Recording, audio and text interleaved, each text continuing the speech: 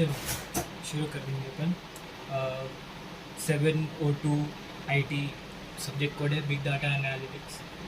कुछ भी नहीं है आपके, क्या बोलते सो डाटा से रिलेटेड है। और बिग डाटा एनालिसिस कुछ भी नहीं है। बिग डाटा एनालिसिस अब आप उसको दो वर्ड्स में तोड़ के समझ जाओ कि बिग डाटा बड़ा डाटा जो आप डेली लाइफ में देखते हैं, यूट्यूब ये वो पे वीडियो सब एग्जाम्पल देते हैं आपको। इंडिया से 400 वीडियोस रोज़ अपलोड होते थे यूट्यूब पे। बड़ा डाटा है, वीडियो भी एक तरीके का डाटा है, अनस्ट्रक्चर्ड डाटा है वो।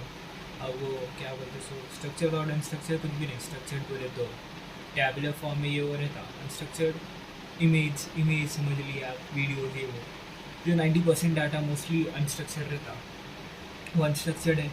और बिग डाटा तो वही कि आप बड़ा सा डाटा है, आप एक पेज पे लिखे इतना डाटा नहीं है। एक पेज पे खाली 10 एम्प्लॉयज़ का लिखे इतना नहीं है। हज़ारों एम्प्लॉयज़, हज़ारों कस्टमर्स का, एम्प्लॉयज़ का डाटा, हज़ारों बच्चे स्कूल में जो रहते उन लोगों का डाटा। इसी डाटा जो बड़ा डाटा रहता आप हाथ पे या उस पर नहीं गिन सकते, नहीं संभाल सकते, उसको बेहतर बिग डाटा। आज के ज़माने में बिग डाटा ज़रूरी है।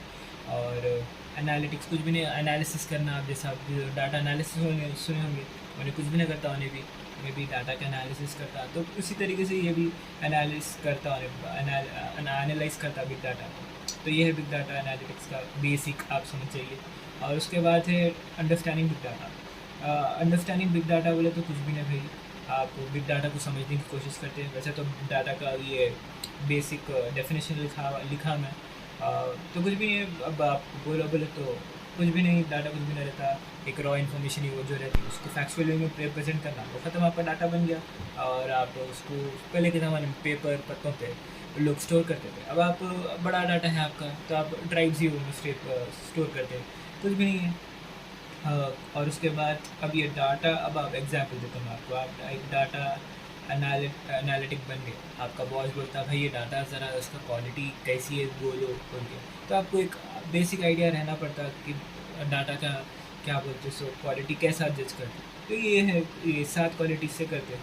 पहला accuracy and precision. Accuracy and precision से करते हुए तो इसका मतलब कुछ भी नहीं रहता भाई। अगर आप मशीन लर्निंग पढ़े, आपको याद है तो थोड़ा तो बेसिक याद होगा कि एक्यूरेसी क्या रहता है। तो ट्रू और फॉल्स, ऐसा कैसा ये कैसा ये सही है या नहीं है। तो ऐसी एक्यूरेसी भी बोलती कि और प्रिसिशन बोलता कि आपका डाटा ये परफेक्टली करेक्ट है या नहीं है, ये ट्रू है या फॉल्स नहीं। अब एग्जांपल आपको एड्स है नहीं है, आपको क्या बोलते सो आप पास हुए या नहीं हुए। तो ये खत्म, एक्यूरेसी और प्रिसिशन के ब्रैकेट में आ जाता हूँ। तो ये वैसी, और क्या बोलते सो ये वैलिडिटी, क्या बोलते सो वैलिडिटी कुछ भी नहीं। चलो वैलिडिटी बोले तो कुछ भी नहीं भाई, आपका डाटा लेजिमिट है या नहीं, क्या बोलते सो वैलिड है क्या नहीं। तो उसका बेसिकली मैं आपको ऐसा एग्जांपल के हिसाब से बोल सकता हूँ कि अब एक एक बच्चा है, उन्हें क्या बोलते सो उन्हें वैलिड कैंडिडेट है ये वाले पर्टिकुलर कॉलेज का या नहीं है, तो आप चेक कर सकते हैं। या इसका दूसरा एग्जांपल मैं बोल सकता हूँ कि आप जब डाटा लेते तो उसमें सेक्स मेल रहता फीमेल रहता, तो आप उन लोगों को सही तरीके से फीमेल को आप सही तरीके से रख के देख के आप वैलिड डाटा रिप्रेजेंट कर रहे हैं या नहीं कर रहे, होता ही है। और रिलायबल और क्या बोलते हैं, रिलायबल और कंसिस्टेंट डाटा कुछ भी नहीं है भाई। आप डाटा पे रिलायबल कर सकते कि नहीं कर सकते, उसकी कंसिस्टेंसी बताती है। अब एग्जांपल, हर जगह डाटा सेम रहना। अब कहीं है कि क्या बोलते सो, मैं एग्जांपल देता हूँ। इज़राइल क्या था, पहला देश था जो बोला था कि बांग्लादेश एक कंट्री है, हम रिकग्नाइज कर रहे हैं। तब ये पर्टिकुलर लाइन हर जगह रहना चाहिए। तो ये अगर नहीं है तो इनकन्सिस्टेंट हो गया, वो अलग हो गया। तो जब डाटा रिलायबल नहीं है तो ख़तरे की बात है। और उसके बाद वाला चौथा वाला point, timeless and relevance. Example क्या बोलते सो, अब टाइमलेस और रेलेवेंस क्या रहता है, पर्टिकुलर टाइम पे डाटा रेलेवेंट रहना। और टाइमलेस बोले तो वो डाटा अपडेट होते रहना, वो डाटा लाइक पर्टिकुलर टाइम पे है।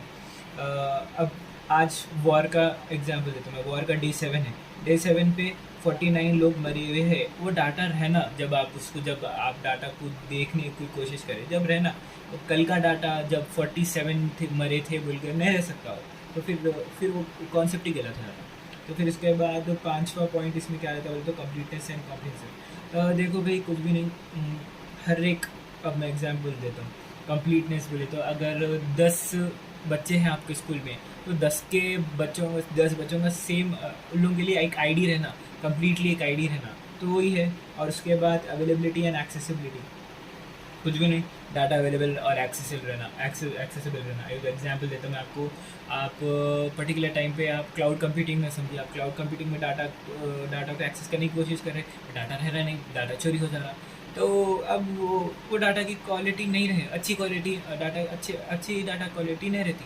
आप पर्टिकुलर चीज़ के लिए खोज रहे हैं, आपको नहीं मिला, तो ख़त्म। आपको मालूम कि ये डाटा की क्वालिटी अच्छी नहीं, आप बोल दे सकते। और उसके बाद सातवां यूनिकनेस, कुछ भी नहीं भाई, डाटा यूनिक रहना, हर एक कस्टमर का एक यूनिक आईडी रहना। इसी तरीके से डाटा कोलाइड नहीं करना, सेम डाटा। अब एग्जांपल, राहुल नाम का एक बच्चा है, वो एक ही रहना है, 10 राहुल नहीं रह सकते, तो यूनिकनेस में आ गया उसके, तो ख़त्म। ऐसी क्या बोलते सो, इन लोगों के साथ क्वालिटी से आप जज कर सकते कि डाटा की क्वालिटी अच्छी है या नहीं। और ये बाकी सब बेसिक चीज़ें देख लो आप।